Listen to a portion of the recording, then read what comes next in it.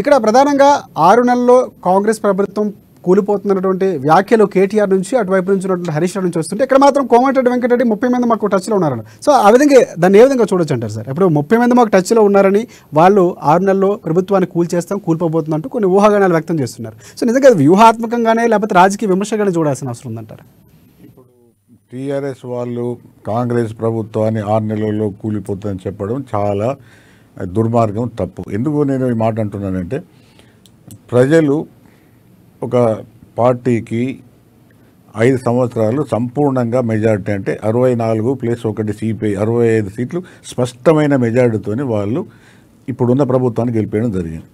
60 సీట్లతోనే వాళ్ళకి గవర్నమెంట్ చేయవచ్చు, ఇంకా 5 సీట్లు ఎక్కువ ఉన్నాయి. 65 సీట్లతో గెలిచిన తర్వాత మళ్ళీ గవర్నమెంట్ పడిపోతుంది 6 నెలలు అనేది ఇది ఏంటంటే రాజకీయాలలో ఒక చెడు సాంప్రదాయము, ఒక విధమైన గందరగోళ పరిస్థితి సృష్టించడానికి చేసే ప్రయత్నం. అదే ఇప్పుడు సుధీర్ రెడ్డి గారు కూడా అదే మాట్లాడుతున్నాడు. మేమేమనలేదు, 6 నెలలనే పడిపోతున్నాయి. అయితే ఈ మాటలన్నవి గమ్మత్తైన విషయం ఏంటంటే, రాజశేఖర్ గారు ఇది ప్రతిపక్షం నుంచి వచ్చింది, అధికార పక్షం నుంచి రాలేదు, గవర్నమెంట్ పడిపోతుంది. ఇప్పుడు ఒకటేముంటుందంటే 65 సీట్లే ఉన్నాయి అంటే వీళ్ళు కాంగ్రెస్ పార్టీ తరఫున వాళ్ళు ఆలోచించే విధానం ఏ విధంగా ఉంటుందంటే, మా ప్రభుత్వం స్టెబిలైజేషన్ అంటే స్థిరంగా ఉండాలి, స్థిరంగా ఉన్నప్పుడు గవర్నమెంట్ జనాలలో 5 సీట్లే వీళ్ళకి ఎక్కువ ఉన్నాయి, 5-6 సీట్లు అటు ఇటు అయితే మళ్ళీ గవర్నమెంట్ పోతుందని ఒక విధమైన మైండ్ గేమ్ అనేది అపోజిషన్ పార్టీ, ముఖ్యంగా బీఆర్ఎస్ కానీ, కేటీఆర్ కానీ, హరీష్ రావు గారు కానీ, వెనక కేసీఆర్ గారు కానీ ఆడుతున్నారు. ఇది మంచిది కాదు, ప్రజాస్వామ్యంలో ఇది మంచిది కాదు. అసలు దీన్ని ఎంత మాత్రం కూడా మనం క్షమించవద్దు, దీన్ని కరెక్ట్ అనొద్దు. రెండో విషయం ఏంటంటే, ఇవాళ మామూలుగా ఎమ్మెల్యేలు వచ్చి ఒక ముఖ్యమంత్రిని గెలిస్తే, ఎమ్మెల్యేలు అందరు ఇప్పుడు ఒక్కసారి ప్రభుత్వం ఏర్పడిన తర్వాత రాష్ట్రానికి నిర్వహణ అధికారిగా ఉన్న ముఖ్యమంత్రి గారిని ఎమ్మెల్యేలు అందరూ కూడా కలిసే అవకాశం ఉండాలి, కలవాలి. ఎందుకు కలవాలంటే వాళ్ళు ప్రజాప్రతినిధులు, వాళ్ళ నియోజకవర్గాలలో అనేక సమస్యలు ఉంటాయి, అనేక విధాలు కలుస్తారు. అంటే కలిసినంత మాత్రానే ఈ విధమైన అనుమానాలు వస్తున్నాయంటే, అంతకుముందు గత 9.5 సంవత్సరాలలో ఇటువంటి అనేకమైన సంఘటనలు జరిగిన తర్వాత ఇప్పటికైనా కూడా నేను కాంగ్రెస్ వాళ్ళకు నేను రిక్వెస్ట్ చేసేది ఏంటంటే, మీకు ఉన్న 65 సీట్లు చాలు, మీకు వాళ్ళు వచ్చే సీట్లతో మీకు వచ్చే లాభం ఏం లేదు. మీరు 65 సీట్లతోనే మీరు 5 ఏళ్ళు సంపూర్ణంగా పరిపాలిస్తారు. ఎందుకంటే మీకు ప్రజల మద్దతు పూర్తిగా ఉన్నది కాబట్టి ఎట్లాంటి పరిస్థితుల్లో కూడా వాళ్ళు జైన్ చేసుకోవద్దు.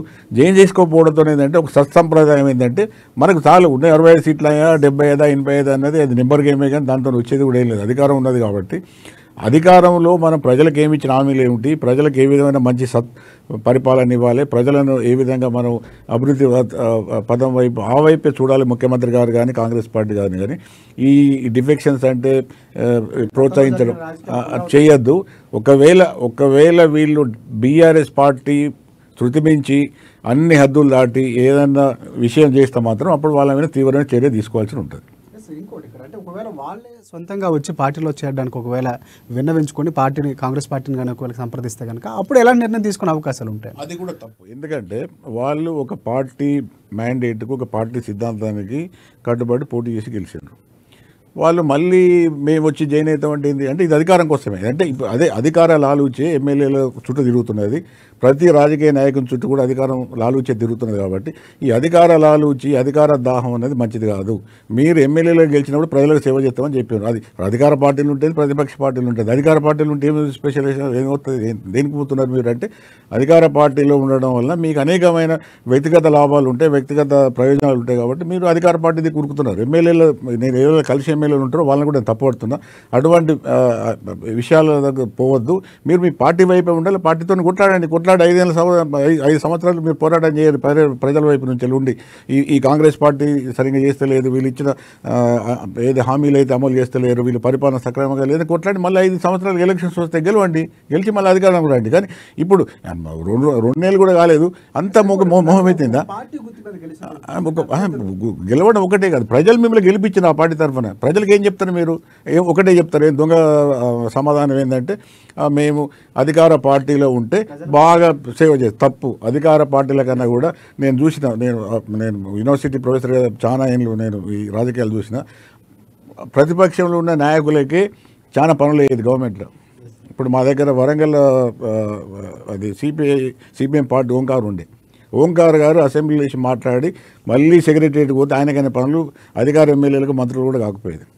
అధికారంలో ఉండడం కాదు, అపోజిషన్లో ఉండి బలమైన ప్రతిపక్షంగా ఉండి ప్రజలకు ఎంత సేవ చేస్తున్నావు, ప్రభుత్వంలో తప్పులను ఎంత ఎండగడుతున్నావు, ఎంత ఎక్స్పోజ్ చేస్తున్నావు, ప్రజలకు ఎంత దగ్గర ఉంటుంది, దాని మీద ఆధారపడి ఉంటుంది. కానీ అట్లా కాకుండా వీళ్ళు కేవలం నేను చెప్తున్నా కదా, వీళ్ళు అధికారంలో ఎవరైనా బీఆర్ఎస్ ఎమ్మెల్యేలు ఇప్పుడు కాంగ్రెస్ గర్వదలుచుకున్నప్పుడు వాళ్ళకు ఉండే ఒక విధమైన బలమైన వెనుక కారణం ఏంటంటే వాళ్ళ వ్యక్తిగత ప్రయోజనాలు, వ్యక్తిగత రాజకీయాలు తప్ప ఇలా ప్రజల ప్రయోజనాలు కానీ రాజకీయ ప్రయోజనాలు కానీ తెలంగాణ ప్రయోజనాలు మాత్రం ఏమీ లేవు. సార్ వెళ్దాం.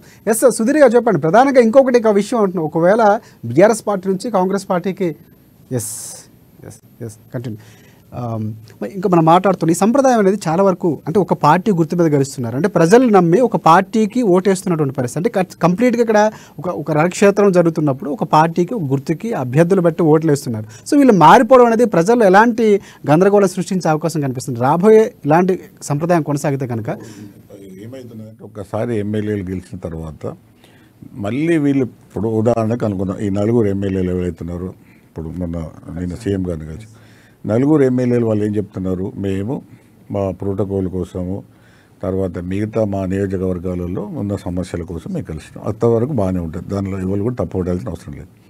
కానీ అంతకన్నా ఇంకా ఒక అడుగు ముందుకేసి మేము బీఆర్ఎస్ నుంచి వెళ్ళి కాంగ్రెస్కి వస్తాము అంటే మాత్రం ఇప్పుడు మీరు అన్నదానికి ఉదాహరణకు ఇప్పుడు జైరాబాద్ నుంచి వెళ్ళి ఒక ఎమ్మెల్యే వచ్చారు, పటాన్చెరు నుంచి ఒకరు, నర్సాపూర్ నుంచి ఒకరు, దుబ్బాక నుంచి ఒకరు. వీళ్ళు నిజంగా ప్రజల దగ్గర పోయి అడుగుతారా? అడగరు. మనం తీసుకోరు అడగరు. తర్వాత వాళ్ళ కింద ఉన్న చోటా మోటా నాయకులు కూడా ఏమంటారంటే అన్న అంటారు, ఎమ్మెల్యే చాలా మంది అన్న అంటారు, అన్న మీరు పోయి రూలింగ్ పార్టీలు కలవండి, మనకు అన్ని మళ్ళీ పనులు మనకు అనుకూలంగా ఉంటాయి, మనకు అన్ని పైరవులు జరుగుతాయి, మనకు కాంట్రాక్టులు వస్తాయి, మళ్ళీ మనమంతా కూడా డబ్బులు సంపాదించుకోవాలి. ఇది తప్ప పెద్ద ఏదో ప్రజలకు సేవ చేద్దాము, ప్రజాస్వామ్యం కోసం, ప్రజల బాగు కోసం, ప్రజల కోసమే చెప్పేదేమో ప్రజల కోసం, అభివృద్ధి కోసం అధికార పార్టీలు ఉంటే మాకు బాగుంటుంది చెప్పడం వేరు. వాస్తవంగా జరుగుతున్నది మనం చూసినాం. నేను 9.5 ఏళ్ళలో ఆ వైపు కూడా చూసిన. ఇవన్నీ కూడా కేవలం రాజకీయ నాయకుల అధికార దాహం, వాళ్ళ యొక్క వ్యక్తిగత ప్రయోజనాలు, కూడా వ్యక్తిగత ప్రయోజనాలు బాగుంటాయి లోపల, అవి బయటికి రావు, చెప్పరు కూడా. ఆ ప్రయోజనాల కోసమే ఇవన్నీ జరుగుతాయి. కానీ ఇక్కడ ఏది పెద్దగా వేరే అంశం ఏది లేదు. మరి ఇంకొక విషయం అంటే ఇక్కడ ఈ సంప్రదాయం కొనసాగుతుంటే కాంగ్రెస్ పార్టీకి సంబంధించి ఇక్కడ కోమటిరెడ్డి వ్యాఖ్యలు ఇందాక మనం మాట్లాడుతూ కూడా కోమటిరెడ్డి వ్యాఖ్యలు అనేవి చాలా వరకు అంటే కాంగ్రెస్ పార్టీ కూడా ఆహ్వానిస్తుంది, సో వారిని కూడా రమ్మంటుంది, కక్ష సాధింపులకు పాల్పడుతున్నటువంటి విమర్శలు కూడా వస్తున్నటువంటి పరిస్థితి. సో ఆ వ్యాఖ్యలు ఏ విధంగా చూడొచ్చు అంటే రైట్ అంటారు అసలు ఆ వ్యాఖ్యలు? దీనికి ఇప్పుడు దీని ఏమంటారంటే ఒక మాటలు మైండ్ గేమ్ అంటారు. ఇప్పుడు జనాల విన మైండ్ గేమ్. ఒక దిక్కు బీఆర్ఎస్ అదే మైండ్ గేమ్ ఆడుతున్నది, వీళ్ళకి 5 సీట్లు ఎక్కువ ఉన్నాయి. తర్వాత కాంగ్రెస్ పార్టీలో కూడా సరి అయిన సమన్వయం లేదు. రేవంత్ రెడ్డి గారు కూడా చాలామంది నాయకులు ఒప్పుకోవడం లేదు, ప్రభుత్వం అంత బలంగా లేదు, ఇది ఎప్పటికైనా కూలిపోతుంది, 6 నెలలు కూలిపోతుంది, మేము అధికారంలోకి వస్తామని బీఆర్ఎస్ నాయకులు అంతర్గతంగా చెప్తున్నారు, మీడియాపక్షంగా బహిర్గతంగా కూడా చెప్తున్నారు. ఇది ఇవాళ జనాలలో కూడా ఒక చర్చనీయ అంశంగా మారుతున్నది. చర్చ జరుగుతుంది, మేధావుల చర్చ జరుగుతున్నది, మీడియాలో చర్చ జరుగుతున్నది, ఈవెన్ మామూలు సామాన్య స్థాయి ప్రజలలో కూడా, గ్రామీణ ప్రాంతాల్లో కూడా చర్చ. దీనికి ఒక్కొక్కసారి అధికార పార్టీలో ఉన్న వాళ్ళు కూడా మళ్ళీ వాళ్ళు మైండ్ గేమ్ ఆడాలి. మైండ్ గేమ్ ఆడడం అంటే అట్లా కాదా, అసలు బీఆర్ఎస్ నుంచి వెళ్ళి మొత్తం మంది వీళ్ళకి వచ్చేటట్టున్నారు, మా వాళ్ళు వాళ్ళ పార్టీ పోతున్నది చెప్పే ప్రయత్నాలే. కానీ ఒకటేంటంటే నిజంగానే ఇప్పుడు కాంగ్రెస్ పార్టీ ఒకవేళ నిర్ణయం తీసుకొని ప్రోత్సహిస్తే పెద్ద ఎత్తున రావడానికి అవకాశం ఉంటుంది, అందులో పెద్ద అనుమానం కూడా ఎక్కర్లేదు. ఎందుకంటే ఇప్పుడున్న బీఆర్ఎస్లో ఉన్న ఎమ్మెల్యేలకు చాలామంది హైదరాబాద్ చుట్టుపక్కల ప్రాంతాల నుంచి గెలిచిన వాళ్ళే ఉన్నారు. వాళ్ళందరికీ కూడా రియల్ ఎస్టేటు, ల్యాండ్ బిజినెస్లు, అనేక రకాలైన ఇంట్రెస్ట్లు ఉన్నాయి వాళ్ళకు. ఆ ఇంట్రెస్ట్లన్నీ వాళ్ళ ఇంట్రెస్ట్లను వాళ్ళు కాపాడుకోవడం కోసం, వాళ్ళ బిజినెస్ ఇంట్రెస్ట్లను మళ్ళీ కంటిన్యూ చేయడం కోసం వాళ్ళకి అధికార పార్టీ అండదండలు అవసరం ఉంటుంది. అట్లనే మనం ఎక్కువ అర్థం చేసుకోవచ్చు. అంతేగాని ఏదో వీళ్ళు ప్రజల కోసం, ప్రజల సేవ కోసమే పోయి కాంగ్రెస్ పార్టీలు కలుస్తున్నారు, దాన్ని కలవడం వల్ల అక్కడ ఏది దుబ్బాకలో ప్రజలు పెద్ద ఎత్తున ఏదో మారుతారు, లేకపోతే నర్సాపూర్లో ఉన్న ప్రజలకు ఏదో పెద్ద రోజువారీగా వాళ్ళకి ఏదో మారిపోతుంది, పటాన్చెరులో ఉన్న ఇది మారిపోదు, జైరాబాద్లో మారిపోతుంది. కాకపోతే వీళ్ళు బీఆర్ఎస్ అధికారంలో ఉన్నప్పుడు ఏదైతే ప్రివిలేజెస్ ఉంటాయో మళ్ళీ కాంగ్రెస్లోకి వచ్చిన తర్వాత మళ్ళీ ఆటోమేటిక్గా అధికారం మీద వీళ్ళ కంట్రోల్ వస్తుంది, మళ్ళీ అధికార యంత్రాంగం మీద కంట్రోల్ వస్తుంది. నేను కూడా కాంగ్రెస్ ఎమ్మెల్యేలని మళ్ళీ కింది వాళ్ళ మీద మళ్ళీ అధికారం చెలాయించడం కోసం పనికొస్తుంది. అంతే తప్ప ఇప్పుడు అది సమన్వయంతో మేము ప్రతిపక్షంలోనే ఉంటాం, మాకు అధికారం అక్కర్లేదు, మాకు ప్రజలు అధికారం పక్షం నుంచి తీసేసి ప్రతిపక్షంలో కూర్చుంటామని చెప్పారు కాబట్టి 5 ఏళ్ళు ప్రతిపక్షంలో ఉండి ప్రజల కోసం కొట్లాడతామని చెప్తే బాగానే ఉంటుంది. అట్లా కాకుండా వీళ్ళు ఏం చేస్తున్నారంటే ఇప్పుడు ఇవాళ మీరు రాజశేఖర్ గారు మీరు ఏం చెప్పినా కూడా వాస్తవ పరిస్థితులు మాట్లాడుకోదలుచుకుంటే అంటే ఇవన్నీ పచ్చి నిజాలు అంటారు. పచ్చి నిజాలన్నీ కూడా ఇవాళంతా కూడా హైదరాబాద్ చుట్టుపక్కల ఉన్న మొత్తం రియల్ ఎస్టేటు ఈ రకరకాల ఈ భూదందాలు ఇవన్నీ చుట్టూ ల్యాండ్ మాఫియా చుట్టూ తిరుగుతుంది. అందులో కూడా ఎమ్మెల్యేలు చాలా మంది ఉన్నారు. వాళ్ళందరూ కూడా మొన్న బీఆర్ఎస్లో ధరణిలో చాలా లాభం పొందారు. ఆ లాభాలు మళ్ళీ సొంతంగా చెప్పినటువంటి లాభాలు మళ్ళీ ఎక్కడ పోతాయో, మళ్ళీ మా మీద ఎక్కడో ఎంక్వైరీలు అవుతాయో, ఇవన్నీ కూడా గందరగోళాలు ఉన్నాయి. కాబట్టి ఒకవేళ మేము రూలింగ్ పార్టీలు జాయిన్ అయితే మాకు ఇమ్యూనిటీ అంటే మాకు రక్షణ దొరుకుతుంది, మాకేమీ కాదు. ఇవి ప్రధానం. ఇంకా చాలా విషయాలు ఉంటాయి, కొన్ని చెప్పేటి కొన్ని చెప్పని అంటే కొన్ని ఒక ఉదాహరణకు ఒకటే చెప్పినాం కానీ. కాబట్టి సాధ్యమైనంత వరకు మనం అధికార పక్షంలోనే ఉండాలి. అధికార పక్షంలో ఉంటే ఎందుకు ప్రజలకు వచ్చేది ఏం లేదు, నీకు లాభం అవుతుంది కావచ్చు, ఎమ్మెల్యేగా వ్యక్తిగతంగా మీకు లాభం అవుతుంది కావచ్చు, కానీ ప్రజలకేం లేదు. కాబట్టి ఇవన్నీ మనం చూసుకున్నప్పుడు ఇప్పుడు అదే మీకు ఉదాహరణకు చెప్తే ఇప్పుడు దుబ్బాక ఉండే, దుబ్బాకలో టీఆర్ఎస్ ఎమ్మెల్యే రామలింగారెడ్డి గారు 2 సార్లు 3 సార్లు గెలిచిన తర్వాత ఆయన చనిపోయిన తర్వాత వైఫ్కి ఇస్తే ఓడిపోయింది. అప్పుడు వాళ్ళు చెప్పింది ఏంటంటే ఈ చనిపోయిన ఎమ్మెల్యే మాకు దుబ్బాకలో ఎటువంటి అభివృద్ధి చేయలేదు. ఆ రియాక్షన్తోనే అప్పుడు రఘునందనరావు గెలవడం జరిగింది. అంటే మన రూలింగ్ పార్టీ కదా, రూలింగ్ పార్టీ ఎందుకు అభివృద్ధి చేయలేదు? వాళ్ళు కంపేర్ చేసిన జనాలు, ఒక పక్క సిరిసిల్ల ఉన్నది, ఒక పక్క సిద్దిపేట ఉన్నది, మధ్యన దుబ్బాక ఉన్నది. దుబ్బాకకి ఏమైంది, ఎందుకు డెవలప్ కాలేదు? సో పాయింట్ లీడ్ తీసుకున్నారు. అంటే ఒక్కటేంటంటే ఇది వీళ్ళు చెప్తున్న ఎవరైతే డిఫెక్షన్ కోసం అంటే అధికారం పార్టీకి మారడానికి ప్రయత్నం చేసే ఎమ్మెల్యేలు ఎవరైతే ఉంటారో వాళ్ళు చెప్పే కారణాలు బయటికి కనబడే కారణాల కన్నా అంతర్గతంగా వాళ్ళ రాజకీయ ప్రయోజనాలు, వాళ్ళ వ్యాపార ప్రయోజనాలు, వాళ్ళ అనేకమైన ఇతర ప్రయోజనాలే వాళ్ళకు డామినేట్ చేస్తాయి. కాబట్టి అదే ఎక్కువ నడుస్తుంటుంది. ఇంకోటి అంటే ఈ అంశానికి సంబంధించి అంటే నలుగురు ఎమ్మెల్యేలు కలిసిన తర్వాత ఇటువైపు కేటీఆర్ కానీ కేసీఆర్ కానీ స్పందించినటువంటి, కేసీఆర్ ఎలాగో స్పందించట్లేదు, సో కేటీఆర్ కూడా స్పందించినటువంటి పరిస్థితి ఉంది. సో దాన్ని ఏ విధంగా చూడొచ్చు అంటే ఈ వ్యాఖ్యలు కొంతవరకు ఆజ్యం పోసినట్లు. ఒకటి రాజకీయ కోణంలో మనం ఇది చూడగలిగితే ఇప్పుడు భవిష్య ఏప్రిల్లో ఎంపీ ఎలక్షన్స్ ఉన్నాయి. ఇప్పుడు బీఆర్ఎస్ పార్టీ ఉన్న గ్రామీణ ప్రాంతాలలో అంటే హెచ్ఎండిఏ పరిధి తీసేస్తే గ్రామీణ ప్రాంతాల్లో గెలిచిన దాంట్లో ఒక పాత మెదక్ జిల్లాలో 7 సీట్లు వచ్చినాయి. 3 సీట్లు కాంగ్రెస్కి వస్తే 7 సీట్లు వచ్చినాయి. అంటే ఆ 7 సీట్లు అంటే ఒక విధంగా ఒక రూరల్ ప్రాంతంలో బలంగా గెలిచింది బీఆర్ఎస్ మెదక్. తర్వాత ఇప్పుడు మీడియాలో కూడా రిపోర్ట్స్ వస్తాయి, రకరకాల కథనాలు వస్తున్నాయి. ఆ కథనాలు ఏంటంటే కేసీఆర్ గారు మెదక్ నుంచి పోటీ చేయవచ్చు, ఎందుకంటే ఆయన అసెంబ్లీకి రావడం ఇష్టం లేదు, అసెంబ్లీకి వచ్చి రేవంత్ రెడ్డి అనే వ్యక్తిని ముఖ్యమంత్రిగా చూడడం ఇష్టం లేదు అనేది కూడా ఊహాగానాలు విపరీతంగా జరుగుతున్నాయి. ఎందుకు దానికి బలమైన అంశంగా నేను ఒకటి జోడిస్తే చెప్పదలుచుకునేది ఏంటంటే కేసీఆర్ అనే వ్యక్తి ఆయన వ్యక్తిగతంగా చూస్తే ఆయనకి ఇష్టాలు అయిష్టాలు చాలా ఎక్కువగా ఉంటాయి, అన్ని ఎక్స్ట్రీమ్స్ అన్నట్టు. ఇష్టం ఉంటే ఎక్స్ట్రీమే ఉంటుంది, ఇష్టం లేకపోతే కూడా వ్యతిరేకం ఉంటుంది. కాబట్టి ఆయన అయిష్టాల పరిస్థితి చూస్తే ఉదాహరణకు మీకు ఈటల రాజేందర్ గారు బై ఎలక్షన్లు గెలిచారు. ఈటల రాజేందర్ గారు బై ఎలక్షన్లు గెలిచిన తర్వాత ఆయన అసెంబ్లీకి వచ్చాడు, అసెంబ్లీలో ప్రమాణ స్వీకారం చేశాడు. ఆ ఒక్కరోజు మాత్రం సీఎం గారు అసెంబ్లీకి రాలేదు. తెల్లారి ఏదో మాట్లాడించారు కావాలనే ట్రాప్లో వీళ్ళు బీజేపీ ఎమ్మెల్యేలు గట్టిగా మాట్లాడితే మొత్తం అసెంబ్లీ అయ్యేదాకా కూడా సస్పెండ్ చేయడం జరిగింది. ఆ తర్వాత తెల్లారే మళ్ళీ కేసీఆర్ సీఎంకి వచ్చారు.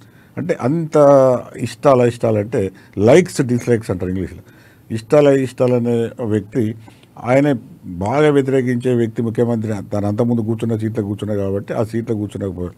అయితే ఇప్పుడు కేసీఆర్ దానికి మనకి చెప్పేది కేసీఆర్ ఇప్పుడు మెదకులో పోటీ చేయడానికి ఆయన సుకుమంగా ఉండడానికి కూడా ఈ పార్టీ కథనాలు మీడియా కథనాలు కూడా వచ్చాయి. అటువంటి ఎంపీ కాన్స్టిట్యూన్సీ అంటే ఇది ఇప్పుడు మనం చూసిన పాత మెదకులో నలుగురు సర్ప్రైజింగ్ ఏంటంటే వేరే వేరే నియోజకవర్గాలు నలుగురు కూడా దానికి ఇప్పుడు చెప్తాను మీకు. నలుగురులో జైరాబాదు ఎంపీ కాన్స్టిట్యూన్సీలో జైరాబాద్ ఒకటి ఉంటుంది. ఈ మిగతా మూడన్నీ కూడా ఏది దుబ్బాక, తర్వాత పటాన్చెరు, నర్సాపూర్, ఈ మూడు కూడా మెదకులు ఉంటాయి.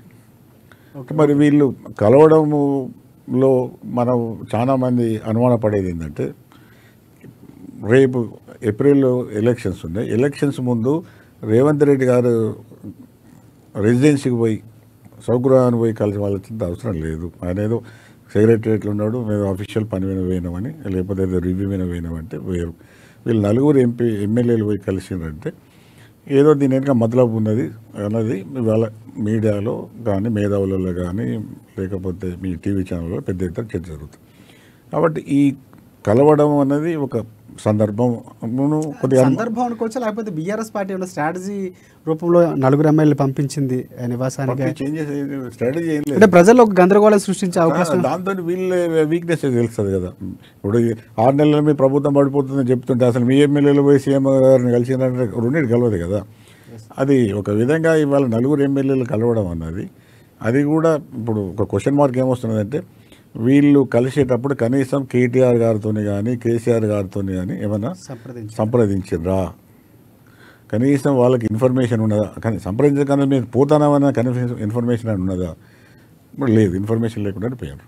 ఇన్ఫర్మేషన్ లేకుండా పోయిన తర్వాత ఇప్పుడు మళ్ళీ కొత్త ప్రభాకర్ రెడ్డి గారు ఏమంటున్నారు, స్టేట్మెంట్ ఇచ్చారు. ఏంది అభివృద్ధి కార్యక్రమాల కోసమో ప్రజల అవసరాల కోసమో ఎమ్మెల్యేలుగా మేము ప్రోటోకాల్గా కలవడంలో తప్పేం లేదు అంటారు. తప్పేం లేదు దానిలో అసలే తప్పుపడితే మన సత్సంప్రదాయం కొనసాగుతుంది.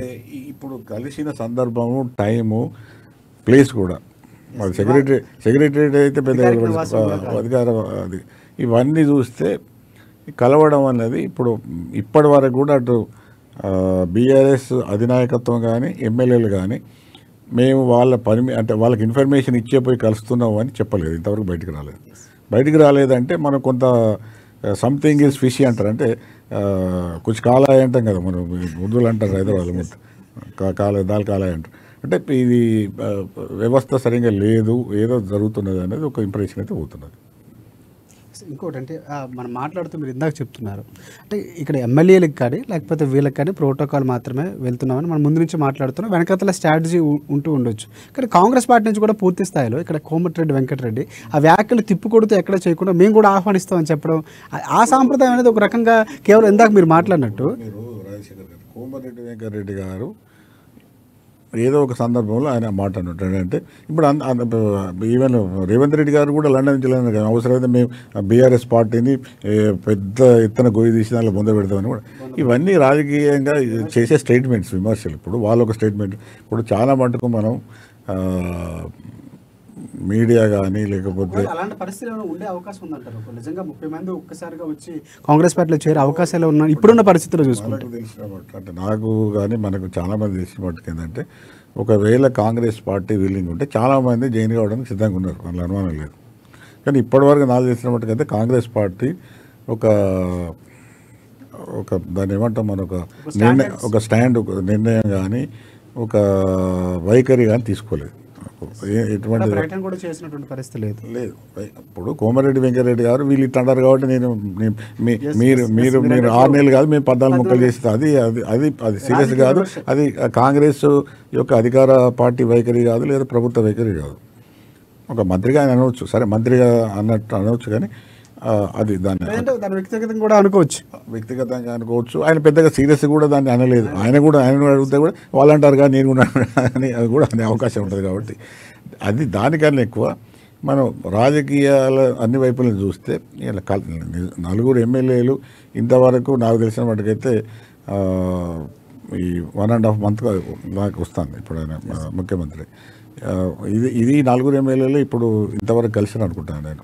ఇది బీఆర్ఎస్ అంతకుముందు నాకున్న ఇన్ఫర్మేషన్ అయితే లేకుండా కాబట్టి మరి ఈ నలుగురు ఎమ్మెల్యేలు అది కూడా ఒకటే జిల్లా నుంచి వెళ్ళి మళ్ళీ కేసీఆర్కు హరీష్ రావు గారికి బాగా పట్టున్నది, మాకు చాలా గొప్ప అది కంట్రోల్ ఉన్నది అనుకున్న ఆ జిల్లాల నుంచి నలుగురు కలిసినట్టే మిగతా జిల్లాల యొక్క పరిస్థితి కూడా మనం అంటే ఇంకొక వైపు నుంచి చూస్తే అంటే మంచిదా చెడ్డదని పక్కకు పెడితే నిజమైన రాజకీయాలు ఇవాళ జరుగుతున్న పరిస్థితులు చూస్తే మాత్రం కొంత బీఆర్ఎస్కు నా ఉద్దేశంలో ఆందోళన కలిగించేది. వాళ్ళు ఏదో వీళ్ళని కోవట్లకు పంపి అక్కడ పోయి చేసే పరిస్థితి ఏం లేదు. ఎందుకంటే కాంగ్రెస్ అధికారంలో ఉంది కాబట్టి వీళ్ళు కోవట్కి అక్కడ చేయగలిగింది ఏం లేదు. ఎందుకంటే టీఆర్ఎస్ లెక్క బీఆర్ఎస్ లెక్క ఏది క్లోజ్డ్ వ్యవస్థ, తర్వాత ట్రాన్స్పరెన్సీ లేని వ్యవస్థ కాంగ్రెస్ కాదు. కాంగ్రెస్ అంతా ఓపెన్గా ఉంటుంది కాబట్టి అక్కడ వాళ్ళే ఇప్పుడు కాంగ్రెస్ వాళ్ళు ఎంత గొప్పలంటే ఆవిడ అపోజిషన్ కూడా ఇంత తిట్టాలి నేనే తిడుతుంటాడు వాళ్ళ వైఖరి అట్లా ఉంటుంది. కాబట్టి ఇక్కడ ట్రాన్స్పరెంట్ లేకపోవడము లేకపోతే ఏదో రహస్యమైన ఏదో వ్యవస్థ ఉంటుంది అనేది అవకాశం లేదు. కాబట్టి ఈ 4 ఎమ్మెల్యేలు గెలవడం అనేది ఒక విధంగా ఇప్పుడు బీఆర్ఎస్ నా ఉద్దేశంలో దావోస్ పర్యటన తర్వాత అంటే 40,000 కోట్ల వరకు మొట్టమొదటిసారి ఇంతవరకు రాని పెట్టుబడులు 3 ఏళ్ళలో రానటువంటి పర్యటనలో వచ్చి అత్యధికంగా పెట్టుబడులు తీసుకొచ్చినటువంటి సందర్భంలో కలవడం కూడా కొంతవరకు అనుమానం కలిగిస్తుందని. అంటే ఒకటి ఇప్పుడు దావోస్ పర్యటన విజయవంతమైంది, అనుమానం లేదు, విజయవంతమైంది. కాకపోతే ఆ విజయవంతమైన ఏదైతే అగ్రిమెంట్స్ కానీ ఈ ఒప్పందం ఏమో ఉంటారు మ్యూచువల్ మెమోరాండం ఆఫ్ అండర్స్టాండింగ్ అవన్నీ కొంత మళ్ళీ ఇక్కడ పెట్టుబడి పెట్టడానికి కొంత మెటీరియల్స్ కావడానికి కొంత టైం పడుతుంది. కానీ ఈ ఈవెన్ చాలామంది మేము పెట్టుబడి పెడతామని వచ్చి డిక్లేర్ చేయడమే ఒక ఫస్ట్ అయితే సీఎంగా రేవంత్ రెడ్డి గారికి ఒక పెద్ద విజయం. అది అలా అనుమానం లేదు. మరి ఎటువంటి ఒకవేళ దాన్ని కార్యరూపంగా తీసుకొస్తే మాత్రం ముఖ్యమంత్రి గారు తెలంగాణ రాష్ట్రానికి కానీ తెలంగాణ ప్రజలకు కానీ ఒక మంచి గొప్ప పని చేసినట్టుగా ఆయనకు వ్యక్తిగతంగా ఆయనకు విజయం అవుతుంది, ప్రభుత్వానికి విజయం అవుతుంది. మూడో వైపు ప్రజలకు రాష్ట్రానికి ఆర్థికంగా కూడా బాగా ప్రయోజనం చేకూరుతుంది. కాబట్టి దాన్ని మనం తప్పకుండా ఆహ్వానించాలి, వెల్కమ్ చేయాలి. అయితే దానిలో కూడా ఇప్పుడు ఏమవుతుందంటే అదే సద్విమర్శలు ఉంటాయి.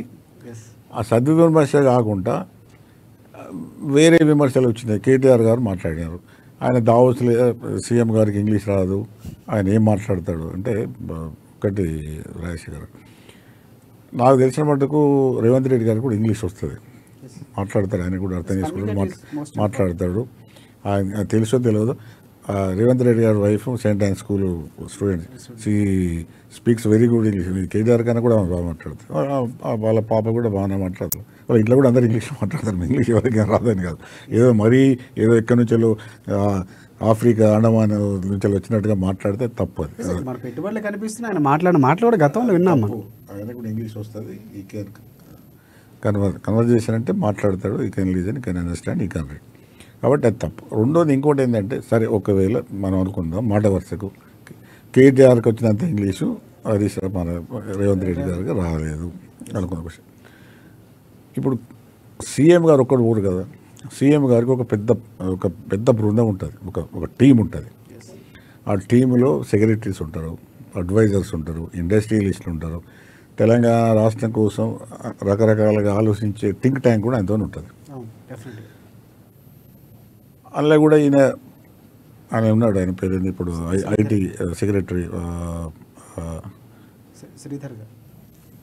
మంత్రి శ్రీధర్ బాబు కూడా ఉన్నారు. శ్రీధర్ బాబు ఏంటి ఇప్పుడు ఆయన ఐటీ సెక్రటరీ ఉండే కేటీఆర్తో ఉండే జయేష్ రంజన్ గారు కూడా మొన్న ఆయనతో పోయినాం. అంతకుముందు ఆయనతో అసోసియేట్ అయిన జయేష్ రంజన్ ఐటీ సెక్రటరీ మన రేవంత్ రెడ్డి గారితో వచ్చిండు. అంటే అక్కడ ఇంగ్లీష్ అనేది కింద సెక్రటరీస్ మాట్లాడతారు, శ్రీధర్ బాబు గారు రకరకాలు ఉన్నారు. అక్కడ ముఖ్యమంత్రిగా ఆయన విజన్ అంటే కంప్లీట్గా ఆయన ఎక్స్ప్లెయిన్ చేయాల్సిన అవసరం లేదు, దానికి ప్రత్యేక బృందం ఉంటుంది. ఆయన విజన్ ఉంటుంది. మాకు తెలంగాణ రాష్ట్రానికి మాకున్న ప్లస్ పాయింట్స్ ఏమిటి, మాకు హైదరాబాద్ అంటే ఒక పెద్ద మెగా సిటీ ఉన్నది, తర్వాత వెల్ కనెక్టెడ్ ఉన్నది, తర్వాత ఐటీ ఇండస్ట్రీ బాగా డెవలప్ అయింది, ఫార్మా డెవలప్ అయింది, డిఫెన్స్ రిలేటెడ్ ఇండస్ట్రీస్ డెవలప్ అయినాయి, ఇప్పుడు హార్డ్వేర్ కూడా వస్తున్నది, ఎలక్ట్రానిక్స్ కూడా వస్తున్నాయి. ఇటువంటివే కాకుండా ఇంకా మిగతా వాటిలో కూడా ఇప్పుడు ఎలక్ట్రికల్ వెహికల్స్ కానీ యానిమేషన్ అండ్ గేమింగ్ ఇటువంటివి ఈ పరిశ్రమలు మా రాష్ట్రానికి వస్తే బాగుంటుంది. లేకపోతే ఇండస్ట్రియలైజేషన్, ఆటోమొబైల్ వాటి వినయని చెప్తారు. ఈ విషయాలు విని ఉన్నాయి అంటే టీమ్స్ అన్ని మాట్లాడుతుంటాయి. అంటే ఇక్కడ సద్విమర్శకు లేకపోతే ఈ కావాలని అక్కస్ తెలుగక్కడం అంటే ఇవన్నీ ఇప్పుడు ఇట్లా దీన్ని ఏమంటారంటే ఇది ఒక మంచి ఒక సాంప్రదాయం కానీ మంచి సంస్కృతి కానీ కాదు. It's not a good culture at all. కాబట్టి ఇవన్నీ మనం చూసుకున్నప్పుడు జరుగుతున్నది ఏంటంటే ఈ రకరకాల ఇవి ఏవైతున్నాయో ఇవన్నిటితో జరిగేది ఏంటంటే అట్మాస్ఫియర్ విశేష్ అంటారు. విశేష్ అంటే ఇది చెడిపోవడం తప్ప వాతావరణం బాగుండదు. కాబట్టి ఇప్పుడు అధికారంలో ఉన్న వాళ్ళు కక్ష సాధింపులు చేయొద్దు, ప్రతిపక్షంలో ఉన్న వాళ్ళు సద్విమర్శ చేయవచ్చు, లేకపోతే తప్పు చేస్తే విమర్శించవచ్చు. మీరు తప్పు చేస్తున్నారు ప్రజా ప్రయోజన దృష్ట్యా చేయాలి, అది చేస్తేనే అది ప్రజాస్వామ్యం అంటారు, ప్రజలకు లాభం అవుతుంది. అట్లా చేయకుండా మేము అధికారం ఉన్నదని అధికార పార్టీ కానీ లేకపోతే ప్రతిపక్షంలో ఉన్నాయి కాబట్టి ఏం మాట్లాడినా నడుస్తుందని వాళ్ళు అనుకుంటే మాత్రం రెండింటి మధ్య వీళ్ళ గొడవలతోని అధికార ప్రయోజనం